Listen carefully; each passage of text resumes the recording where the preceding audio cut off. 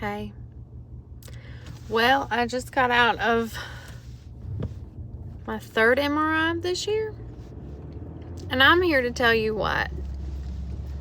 As a nurse in this medical field that we live in 2025, I fear it.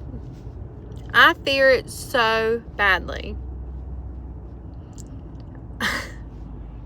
I work for an incredible physician. She is literally the smartest human being I know. But I can't say that about all the doctors that are out there these days. I was diagnosed with MS in February of this year. I went to the emergency room after a lingering headache, and it ended up affecting my vision, and my left side was a little weak. And being the nurse I am, and my nurses out there will tell you, nurses are the worst patients ever. And so 3 days I went on with this very, very, very bad headache.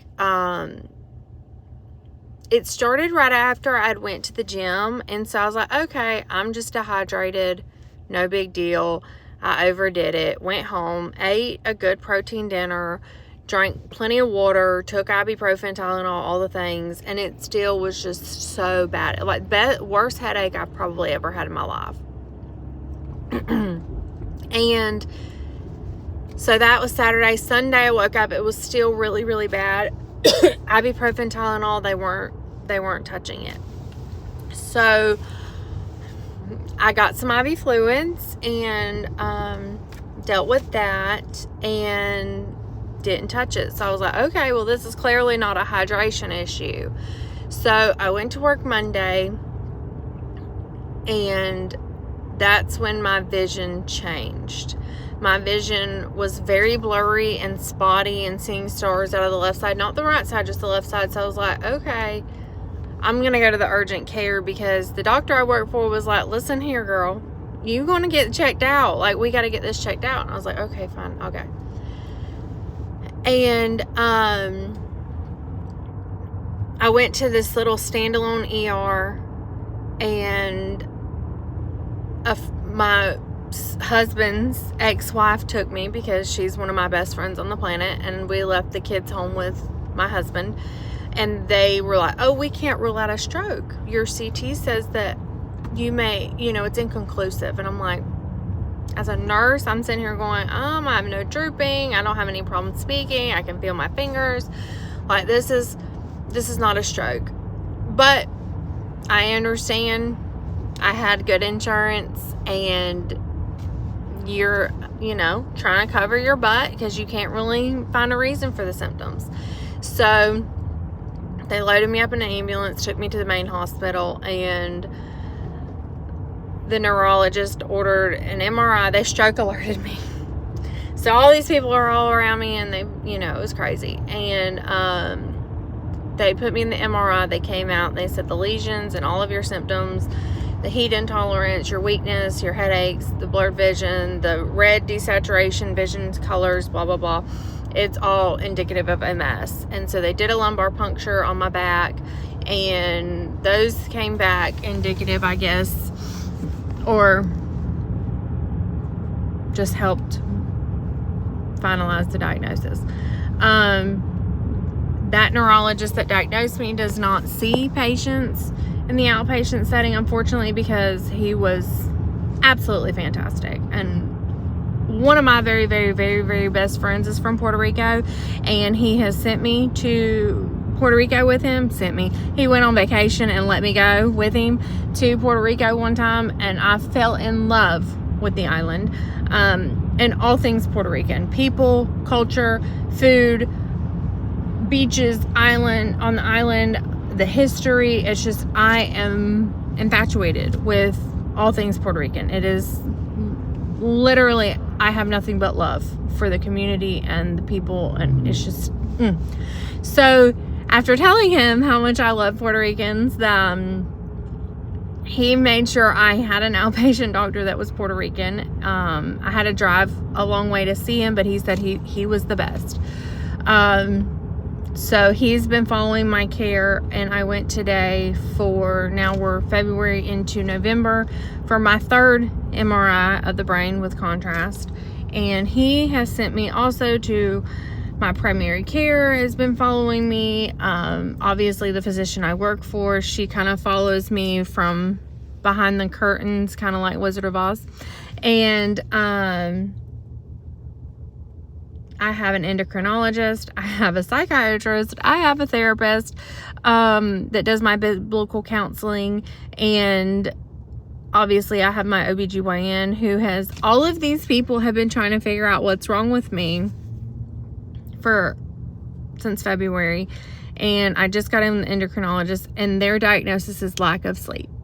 So they did labs. I showed you guys, I did some labs, had to pee in a thing for 24 hours. And everybody that I know, the new fad is cortisol right now, and the cortisol dumping and all of that, and detox. And so I was like, well, my goodness, with this house and with, you know, having 3 children and marital issues and, you know, spiritual warfare, my job is in itself, like, I expected my cortisol levels to be through the roof. They're not through the roof. I don't have any. I have some, but I have very, very low. And so, yeah. And my DHEAS is very high, which could be indicative of a adrenal tumor. So in 2 weeks, I will be going back. This was a brain check for the lesions that they found on my brain. And then in 2 weeks, I go back for a CT of the abdomen to see if I have a tumor on my kidneys. So if I do not have a tumor on my kidneys, then the other thing, you know, my ACTH is also high. Basically, I have literally stressed myself to the point of failure. Not just me, but stress can literally kill you guys. And that is the point of this very long ADHD all over the place kind of, you're like, okay, get to the point. The point is, I don't have hypertension. I don't have high cholesterol. I don't have diabetes.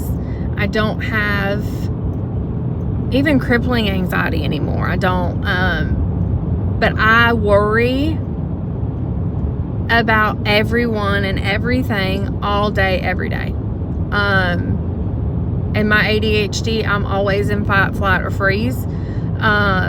And I have 932 tabs open at one time, and I have no idea how to even click on them, let alone delete any of them.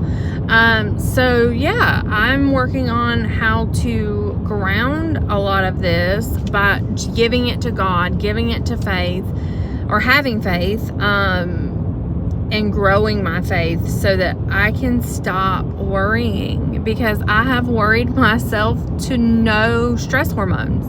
I don't have enough stress hormones because I've depleted them. And that is sad. It's so sad.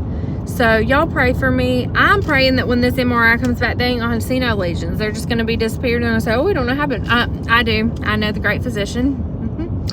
So I have prayed them away in Jesus' name, and I pray that there's no tumor, and that this is just a stress-induced issue, and that we can fix it and get these hormones just regulated, and I can just rebuke the name MS from my life. And, you know,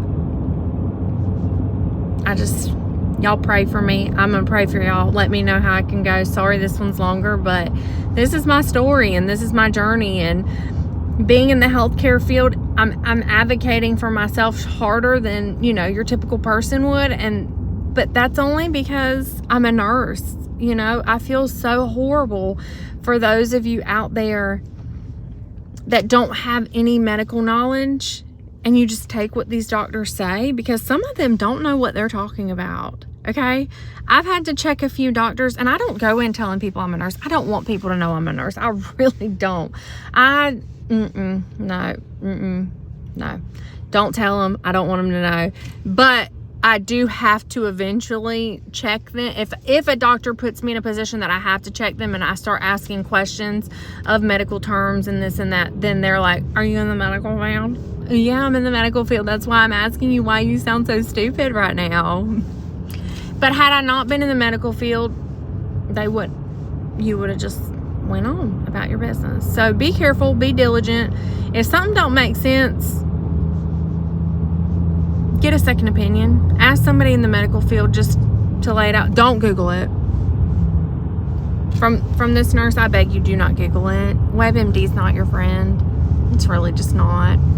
I'm your friend, and I wouldn't give medical advice to someone I didn't know. So I really hope that WebMD does not. But I love y'all. Sorry this was so long. I hope you're still with me. And if I can pray for you, let me know. I'm happy to do it. Remember, you are so perfect, so loved in every way. No matter if you're stressed out or you're cool as a cucumber, God loves you no matter what, and so do I. And I hope you have a blessed Thursday. And until next time, bye.